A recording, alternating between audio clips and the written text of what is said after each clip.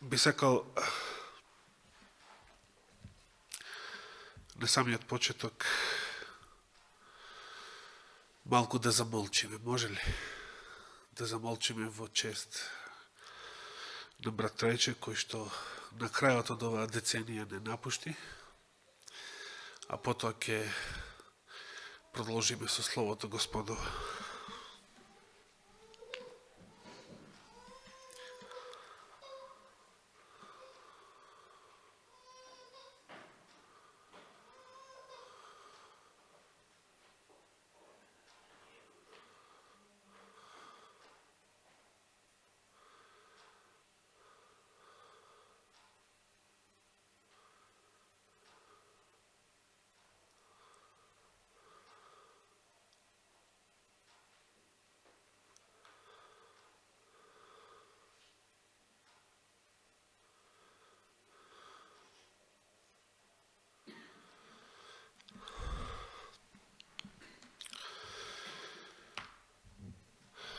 Мило ми е што слушнав некои охрабрувачки вести за присуството на Ружица и Дана на молитвениот час, знаев уште од завчера, и тоа навистина многу ме израдува,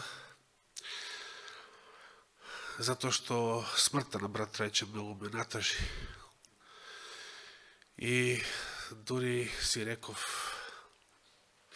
дали може би е Божи план тоа што го дозволи, за да неговото семејство го привлече кон вистината. Како што беше случајот со родителите на сестра Перса своевремено.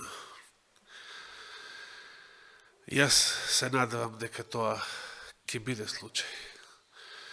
И тоа што ја побара Библијата е големо, многу големо дело, многу голем знак дека Светиот Дух работи во нивните срца. И мило ми е што самиот погреб представуваше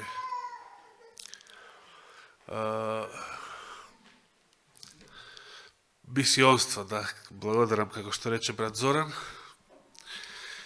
за осведочување на многу души кои што, ете, може би некој од нив и прв пат таму ги слушнале овие зборови. Мене посебно ми е драго што семејството на брат Трајче изрази голема благодарност, што сето тоа, значи самиот погреб, за нив испадна нешто многу убаво, нешто прекрасно, што се случило по-прекрасно и по-убаво од тоа, беше Господ да го разбуди брат Трајче. Што по Божја волја се надеваме и веруваме дека ќе се случи во последниот ден. Како што Господ вети, се сеќавате, на повеќе места во Јован 6 глава вели: и јас ќе го разбудам, и јас ќе го воскреснам во последниот ден. Оној кој што го јаде неговото тело, оној кој што ја пие неговата крв, оној кој што е негов следбеник, и јас ќе го воскреснам во последниот ден. И на повеќе места се споменува тој последен ден, токму во таа глава, во Јован 6 глава, каде што Господ ја одржа тврдата беседа. И јас само ќе ги цитирам зборовите од 54 стих, бидејќи е пригоден за денешната света вечера. Господ вели: кој го јаде моето тело и ја пие мојата крв, ќе има живот вечен, и јас ќе го воскреснам во последниот ден. Колку убави зборови. Како сакате. Јас би сакал да стои цело време. Да не сакате да го слушнете, бидејќи ова е видео. А не може. Инаку, ова е сцена од 2011 година, да, кога само со стариот лаптоп можеше да се снимаат проповеди, на самиот почеток на деценијата, кога почнавме со снимање, со пренесување во живо и со снимање на нашите проповеди од ова место. Брат Трајче, како ракоположен старешина, беше и водач, редовен водач на утринските богослуженија и ова е една сцена од некоја сабота, не знам ја точно која, кога беше водач на утринското богослужение. Загубивме многу браќа и сестри. Сега веќе и двајца ракоположени старешини. Брат Зоран, да си жив и здрав довека, ти си единствениот покрај нас. Соборче, кој што си сега ракоположен старешина. Но Господ ке даде и други, се надеваме. Живееме во последното време и овој последен ден за кој што слушнавме, сега не изгледа многу далеко. Се почесто и почесто, особено ова година, во плановите на светските мокници се споменува 2030 година. Ако сте забележале, како година во која што тие си даваат рок до тогаш, значи, да ги исполнат сите своји планови околу новиот светски поредок. До сега кои такви години беа планирани од нивна страна? Прво беше 2000-тата, која што беше наречена јубилејна и која што папата ја прогласи за јубилејна, тогашниот Јован Павле II. И беше година во која што се планираа големи работи. Господ им ги помати тие планови, им ги растори поточно. Потоа се планираше од нивна страна 2014 година.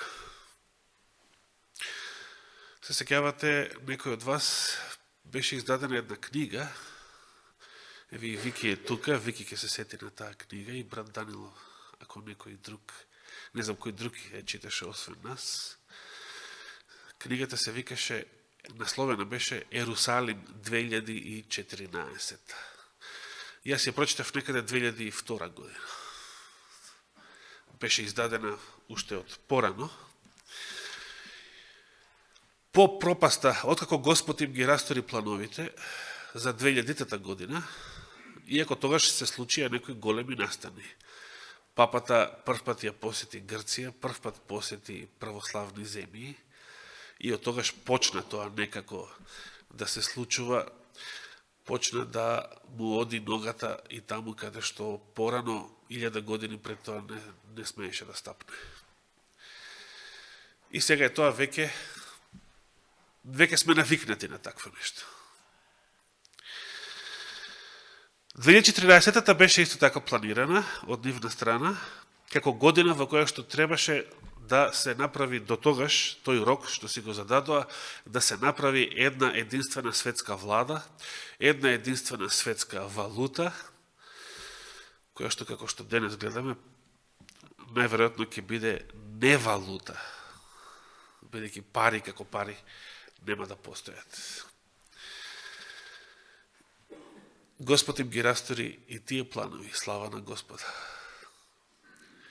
Сега ја планираат 2030 година како последна. Да ви кажам искрено, и порано сте ме чуле да кажам како би сакал овој свет и неговата грешна историја да завршат барем до 2000 годишнината од крстот до 31-та година. Да не трае подолго од тогаш. Се разбира, би сакале Господ да дојде многу порано од тогаш. Не поставуваме датуми. Ние. Тие поставуваат, не ние. Тие се поставуваат рокови и датуми. Не ние. Ние треба да сме подготвени секој ден, затоа што не знаеме кој ден ќе не најде смрт. И затоа што не знаеме кога ќе заврши нашето лично време на милост. Но јас лично би сакал овој пат, иако Господ може да има поинакви планови, може и сега да им ја растори и таа година како рок, но јас лично би сакал овој пат да им се оствари планот. Јас лично би сакал деценијата во која што ќе влеземе да биде последната деценија за овој свет. Да ве подсетам дека Елена Вајт имаше изјавено дека 20-тиот ќе биде последниот век. Што значи последниот цел век. Колку голема ќе биде дропката од 21-иот, не можеме да кажеме. Но што мислите, колку долго ќе трае? Може да трае овој свет, ако го оставите сам по себе. Вака да се одвиваат работите, како што досега се одвиваат. И тоа за многу кратко време. Ке се самоуништи. Значи, Господ, ако вака ги проценуваме работите, како изгледа светот и како се одвиваат настаните и со ова темпо со кое што се одвиваат настаните, колку долго би му дале на овој свет уште да постои? Како што еднаш реков порано, само ако Господ дозволи сите европски земји и двете Америки да се исламизираат, и само така евентуално да продолжи да постои некои наредни векови. Но она што некогаш било христијанска цивилизација, тоа многу брзо пропаѓа. Тоа гледаме дека сега пропаѓа и се распаѓа пред нашите очи. Значи, овој свет не само што ќе се самоуништи, кога би бил оставен сам на себе си, туку тоа би го направил за многу кратко време. Или, може поинаку да речеме, тоа веќе ќе се случеше, ако четирите ангели не ги задржува ветровите, за кои што зборува Откровение 7 глава. Со Откровение ја почнавме оваа година, со книгата на пророкот Данијел ќе ја почнеме наредната. И се надвам дека ќе биде многу интересно тромесечие за проучување на новата библиска полука. Се уште е актуелен Данијел. И како што се одвиваат настаните, ќе биде уште по-актуелен. Денови ве слушнав информација, иако од втора рака, од еден проповедник, кој што го следам на интернет. Имам од летоска до сега, имам видено многу негови проповеди, редовно.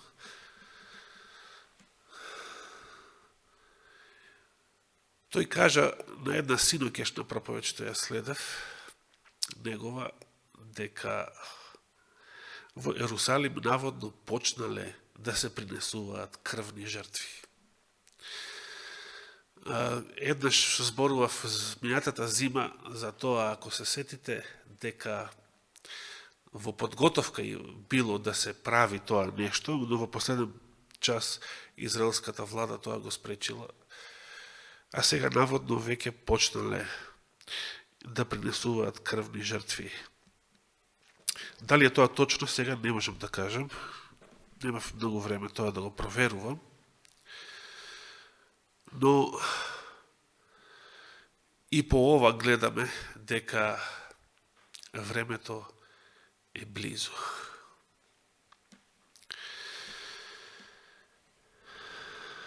Антихристот се брза. На него му се брза, затоа што на кој друг му се брза.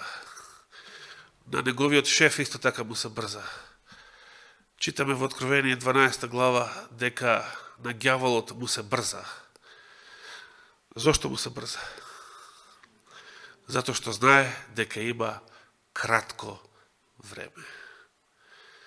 Во цајтноте му истече времето.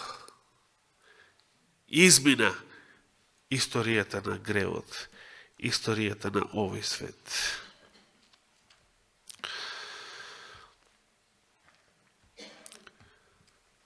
Јас би сакал во врска со брат Трајче и не само со него, со сите наши браќа и сестри кои што порано ги загубивме.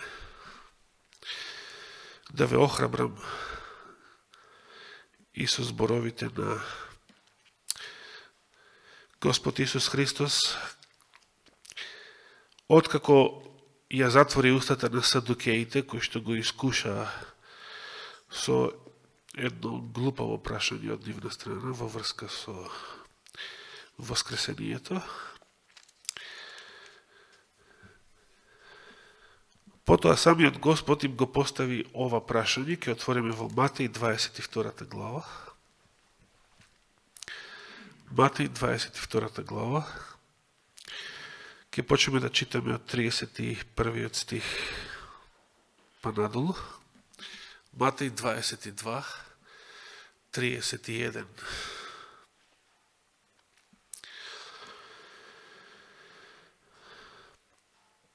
Исус вели: а за воскресението на мртвите не сте ли читале што ви рекол Бог, кој вели, што вели? Јас сум Бог Авраамов, Бог Исааков и Бог Јаковов. И потоа, Бог не е Бог на мртвите, туку на живите. Зашто за Бога или пред Бога се сите живи.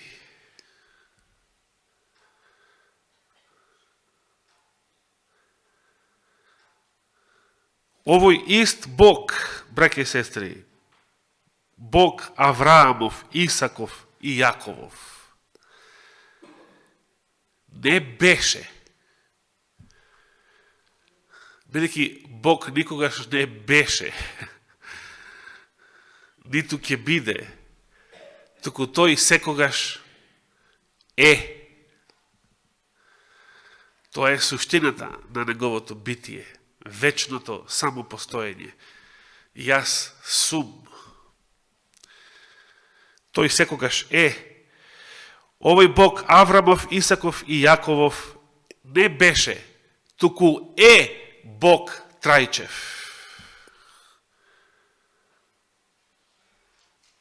Согласувате ли со ова? Е Бог.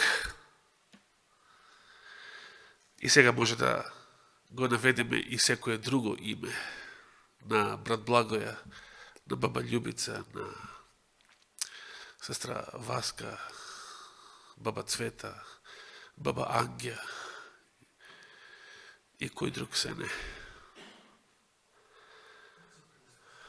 Да, тоа не можам да го заборавам ни тој погреб. Замислите, 20 години помина од неговата смрт, 99-та. И имаше човекот, последен аманет, син му, да ја прифати вистината. Тоа му беа последните зборови, ама до сега ништо од тоа.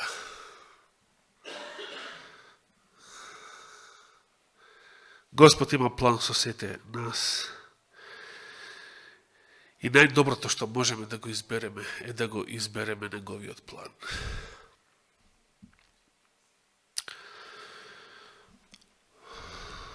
Имав намера да продолжам со духот на Антихристот, но тоа ќе ни одземе многу време. Само да се подсетиме на кратко, а ако даде Господ живот и здравие, ќе продолжам следната сабота на таа тема. Само едно подсетување ќе биде ова за тогаш. Значи, според апостол Јован, 1 Јованова 4 глава, која наука беше една од знаците на Антихристот, конкретна наука. Науката која што не признава дека во плот дошол Исус Христос. 1 Јованово послание 4 глава 3 стих. Таквата наука, односно таквиот дух не е од Бога, тој е духот на Антихристот, за кого сте слушале дека иде, но и сега е веќе во светот. Ова, толку му било битна оваа тема на апостол Јован во неговите стари години, што ја повторува оваа мисла и во своето второ послание. Во второто послание, 7 стих, вели: бидејќи во светот влегоа мнозина измамници. И сега, која е нивната карактеристика? Кои не исповедуваат дека Исус Христос дошол во плот, и потоа вели таков е измамник и Антихристот. Христовата човечка природа.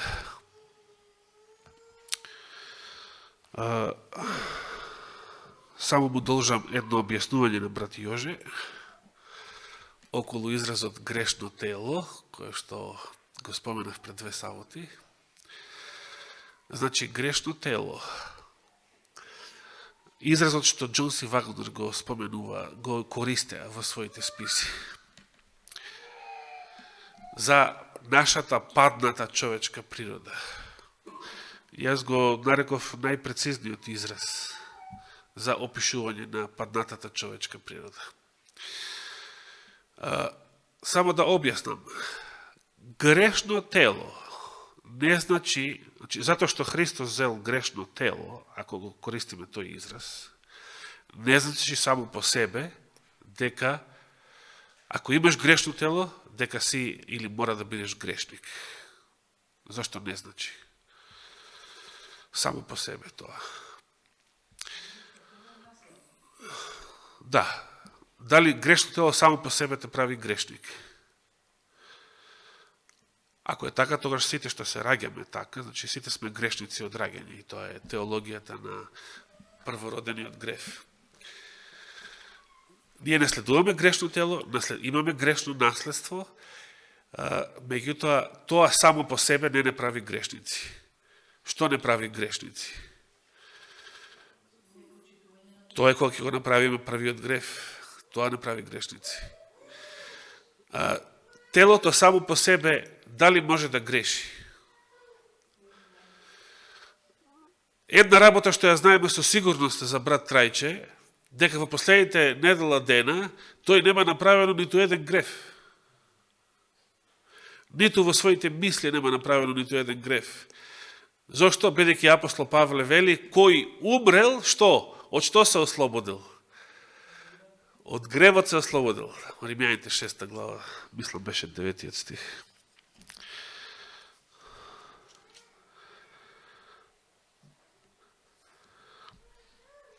Во 7 поточно. Бидејќи кој умрел, тој се ослободил од гревот.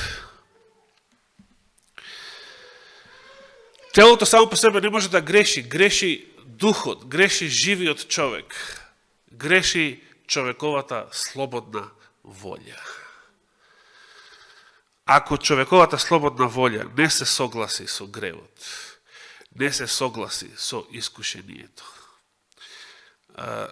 никакви сили не можат, значи сите демонски сили да се обединат, не можат да те натераат да направиш грев, ако не сакаш да направиш грев. Колку и да е силно, најсилно искушението, нашата волја е таа што треба да се приклони кон гревот, за да направиме грев. А Господ ни дал слободна волја да можеме секогаш да избереме поинаку. И Господ ни дал слобода да не бидеме робови на гревот.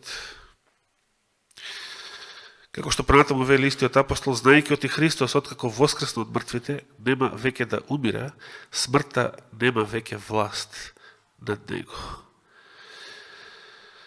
Како што смртта веќе нема власт над Исуса Христа, така и гревот нема веќе власт над сите оние кои што се крстени во Негово име и го примија Неговиот дух. Од тогаш па натаму тие можат да грешат само по слободна волја, но не се робови повеќе на гревот. Ослободени се.